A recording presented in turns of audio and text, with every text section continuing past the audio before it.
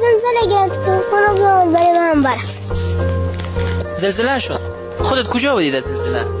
باید خونه خیلی شیشته بودم که مادر خود و خواهر مادر به وقت ساده اگه خونه زمر بیاد برای از نفت درق یک ساعتی بیدقیق کشید دیگر اونو برفت. من بموندم یک بیا نار بکشید و شفت. حالا مادر پدر خودت نیم برفت از اینجا رفتن؟ از دنیا برفت. از دنیا رفتن؟